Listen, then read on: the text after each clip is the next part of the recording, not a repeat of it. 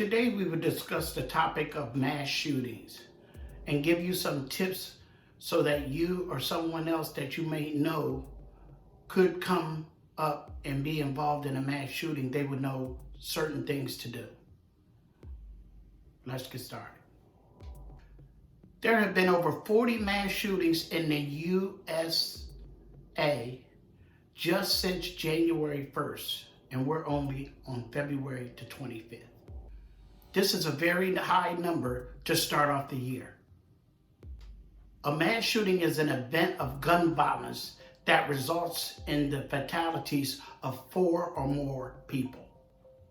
In 2020, despite the COVID lockdown, there were over 600 mass shootings in the United States. I really hope no one ever is in this type of situation. But if you do, I have done some research and discovered some tips that I didn't even know that may help you. People that survived mass shootings said they heard something that sounded like gunfire, but wasn't quite sure. You must learn to distinguish the difference between gunfire, a car backing out, construction going on, fireworks, or anything of that nature. And if you hear anything that even sounds like guns, violence, and guns being fired, you need to act accordingly like it's an active shooter situation. Because if you don't act soon, by the time you realize that it's an active shooter situation, it could be too late. Every second counts in an active shooter situation. Gunfire is a more higher pitched sound than the other things that I named.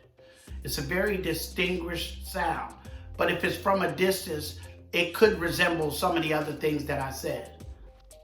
You must run if you believe that it's an active shooter incident. But you have to be careful about how you run and where you run to. Always remember the motto: run, hide, and fight. Let's expand on these mottos. The Department of Homeland Security said anytime you go in a building or any type of establishment, always make sure that you know the exits. And if you're at a place that you know is familiar, like a job or something, you know the evacuation locations. Follow that location route. Try to avoid the shooter. If you hear the shooter where your evacuation route is, then you don't take that route.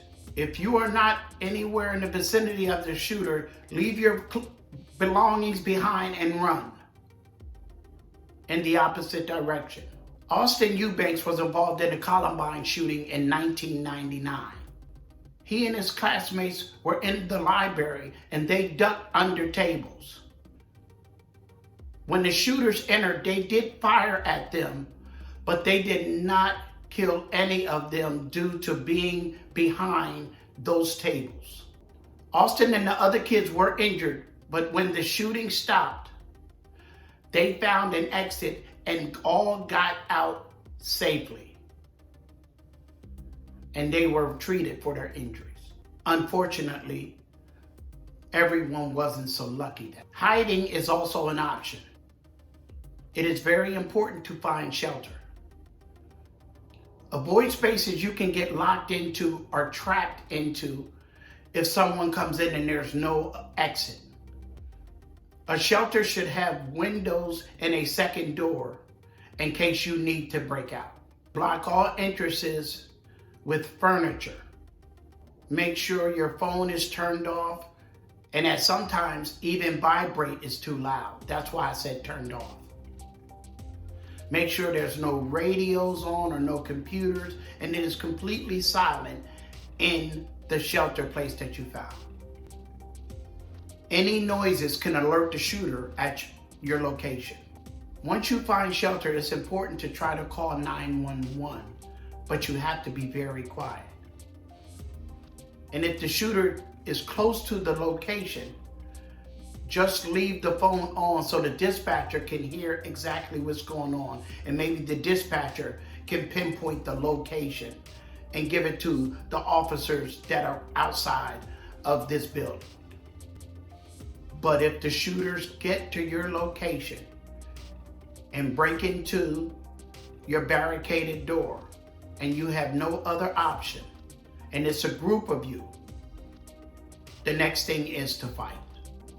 You must try to disarm the shooter with any of the furniture that you have in there, and you must hold that shooter down until officers arrive.